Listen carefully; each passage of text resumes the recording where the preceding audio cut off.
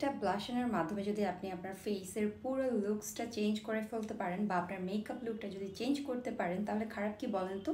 আজকে আপনাদেরকে আমার এই ভিডিওতে দেখাবো 3টা ওয়েতে আপনারা কোন কোন ট্রিক্সে ব্লাশন দিলে আপনাদের টোটালি মেকআপ লুকটা একদমই ট্রেন্ডি, ফ্যাশনেবল এবং স্টাইলিশ একটা লুক ক্রিয়েট করতে পারবেন। আমরা অনেকেই ভুলবশত ঠিক এইভাবে ব্লাশন দিয়ে থাকি, লাইক দিস। তারপর যখন এটাকে ব্লেন্ড করতে থাকি তখন হয়ে যায় এই অবস্থা।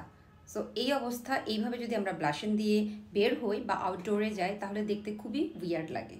সো আজকে আমি আমার এই শর্ট ভিডিওতে দেখাবো 3টা ওয়েতে আপনারা যদি ঠিকঠাকভাবে ব্লাশন অ্যাপ্লাই করেন তাহলে আপনার চেহারার সৌন্দর্য আরও বৃদ্ধি পাবে। So let's get started. তো ফার্স্টেই আমি যেই টেকনিকটা দেখাবো এটাকে বলা হয় এল। সো এল হচ্ছে আপনার টেম্পল থেকে যদি আপনি ঠিক এইভাবে এনে এখানে একটা স্পট দিয়ে পয়েন্ট করে দেন যদি আপনি এইটুকু আনেন এটাকে বলা হয় এল।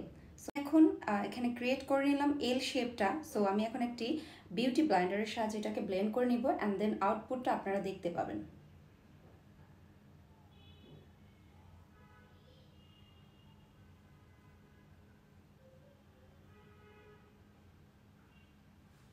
আমি এটাকে খুব ভালোভাবে ব্লেন্ড করে নিলাম অ্যান্ড ঠিক এই শেপে যদি আপনারা ব্লাশনটা দিয়ে থাকেন তাহলে দেখতে কিন্তু বেশ সুন্দর লাগবে অ্যান্ড আপনার যেই ফেসের স্ট্রাকচার সেটা টোটালি চেঞ্জ হয়ে একটা খুব সুন্দর লুক ক্রিয়েট করতে হেল্প করবে।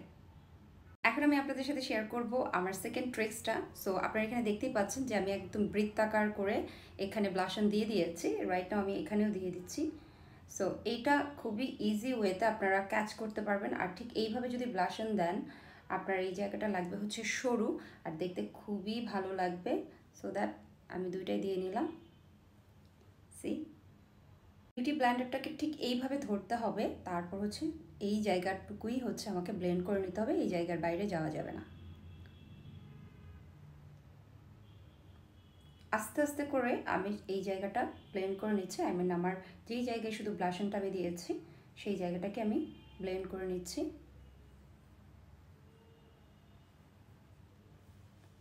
এটা ঠিক সরু হয়েছে অ্যান্ড ঠিক এইভাবে আপনারা ব্লাশন দিতে পারেন। এভাবে দিলে আপনার ফেসের স্ট্রাকচারটা একদমই চেঞ্জ আসবে।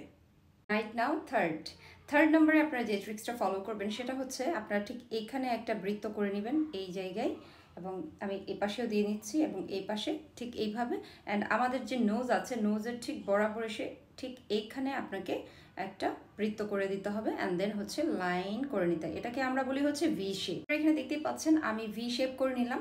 এই ট্রিক্সটাকে বলা হয় ভি। সো ভি শেপের পরে যখন আমি ব্লেন্ড করব তখন কি টাইপের আউটলুক আসে চলেন দেখে নিই। একটা পিৎজা শেপের স্পঞ্জের মাধ্যমে আমি এটাকে ব্লেন্ড করে নিচ্ছি।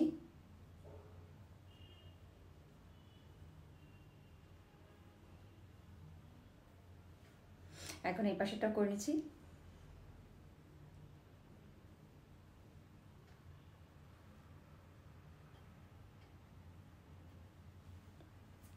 সি কতটা ডিফারেন্স লাগছে, একদমই ডিফারেন্ট একটা ব্লাশন লুক মানে ক্রিয়েট করতে পারবেন এবং আপনার টোটালি ফেসের যে আপনার শেপটা আছে শেপটা টোটালি চেঞ্জ হয়ে একদমই ডিফারেন্ট একটা লুক ক্রিয়েট করতে হেল্প করবে। আই থিঙ্ক আপনারা আমার এই ভিডিওটি দেখে আপনাদের অনেক হেল্পফুল হবে। আর যদি ভালো লেগে থাকে অবশ্যই কিন্তু লাইক কমেন্ট শেয়ার করতে ভুলবেন না। টাটা।